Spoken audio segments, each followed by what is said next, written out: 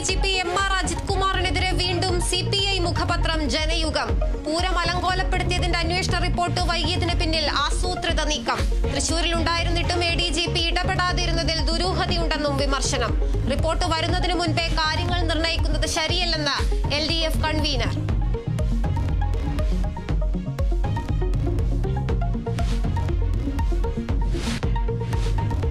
ശിരൂരിൽ മണ്ണിടിച്ചിൽ കാണാതായവർക്ക് വേണ്ടിയുള്ള തെരച്ചിൽ 4ാം ദിനം. ജില്ലയിൽ ഇന്ന് റെഡ് അലർട്ട്. അർജുന്റെ ലോറിക്ക് കാര്യമായ കേടുപാട് സംഭവിച്ചിട്ടില്ലെന്ന് വിലയിരുത്തൽ.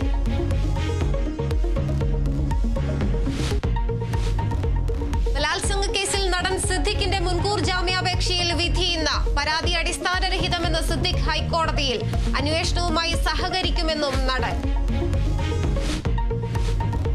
അന്തരിച്ച CPIM നേതാവ് MM ലോറൻസിന്റെ മൃതദേഹം വൈദ്യശാസ്ത്ര പഠനത്തിന് നൽകുന്നതിൽ തീരുമാനമുടൻ.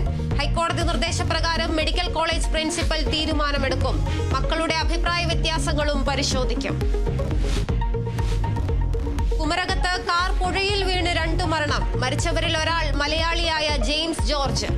വഴി തിരിച്ചറിയാൻ കഴിയാതെ കാർ വെള്ളത്തിൽ വീണതാണ് അപകട കാരണമെന്നും സംശയം.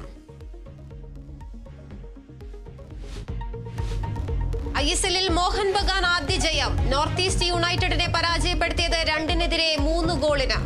ബഗാന്റെ ജയം കളിയുടെ അവസാന മിനിറ്റിൽ.